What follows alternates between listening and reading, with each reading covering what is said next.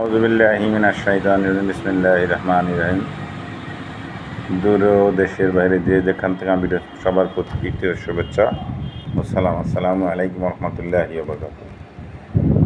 তবে কয়েকদিন যাবৎ দেখতেছি যে বিশ্বের মুসলমান মুরুলদের যারা আছে তারা চুপচাপ আছে মোটামুটি, আর ইহুদি নাসারিদের সবাই এক হইয়া ফিলিস্তিনি মারতেছে। এই পর্যন্ত প্রায় 34,000 অধিক ফিলিস্তিনি নিরীহ বাচ্চা, বয়স্ক এবং নারী তারা মারা গেছেন। আর বিশ্ব সংস্থা যারা, স্বাস্থ্য বিশ্ব সংস্থা যারা, তারা মাঝে মাঝে দেখা যায় একটা বিবৃতি দিয়েই তারা সেখানে থাইমে যান, আর কোনো কাজ নেই তাদের, মানে দায়ভার সারান। তবে এদিকে বিশ্ব মুসলমান যারা বিত্তবান যারা আছেন তার মধ্যে সবচেয়ে বর্তমান দেখতেছি যে এরদোগান, তুরস্কের প্রেসিডেন্ট এরদোগান, উনি একটা ভালো একটা ভূমিকা পালন করতেন। সেটা হলো যে ফিলিস্তিনের যে যুদ্ধ না থামানো হয় তাহলে কিন্তু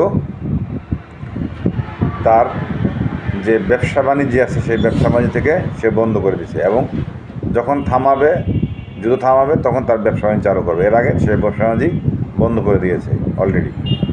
তবে অন্য কোনো মুসলমান দেশরা আজ পর্যন্ত এমন একটা কঠোর ভূমিকা এবং শক্তিশালী ভূমিকা পালন করতে পারে নাই। এখন তারা যে কেন করতেছে না, বিশ্ব ইহুদি যারা আছে তারা এক হচ্ছে, কিন্তু বিশ্বের মুসলমান মুরুলদের যারা আছে মোটামুটি তারা কিন্তু এক হতে পারতেছে না। এখন এখানে ব্যর্থ কোন জায়গায় আর স্বার্থ কোন জায়গায় তা কিছু বুঝি না, এরা তারা ভালো জানেন।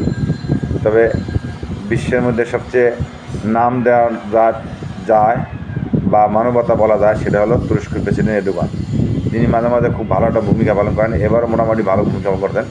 সেই ভূমিকাটা হলো তার দেশ থেকে ইসরায়েলে কোনো পণ্য আসবেও না, যাবেও না, সে বন্ধ করেছেন। তবে আমার মনে হয় যে এটার মধ্যে সৌদি আরব, দুবাই, কাতার, কুয়েত, মিশর, ইরাক, ইরান, জর্দান, লেবানন, ফিলিস্তিন, তারা সবাই এই এরদোগানের সাথে একমত হইয়া এই কাজটা করা উচিত। এই কাজটা যদি করে তাহলে বিশ্বের ইহুদি যারা আছে মোটামুটি তারা কিন্তু বন্ধ হয়ে যাবে। আর খামাখা একটা লোকরে মারতেছে, তার কী অপরাধ? তার দেশের যে ফিলিস্তিনি, এটা স্বাধীন ভূমুক্ত ফিলিস্তিনি, সেখানে তারা তো কোনো অন্যায় করে নাই, তারা স্বাধীন চাইতেই পারে, তারা অস্বাভাবিক না। তবে অনেক ইউরোপিয়ান ইউনিয়ন যারা আছেন অনেকেই তাদের বুদ্ধি উদয় হয়েছে, তাদেরকে ধন্যবাদ দেওয়ার জন্য তারা বলছেন যে ফিলিস্তিনের স্বাধীন ভূমুক্ত দেশ, এখানে তাদেরকে স্বাধীন দেওয়া লাগবে। অনেকেই ইসরায়েল থেকে সরে দাঁড়াইছেন।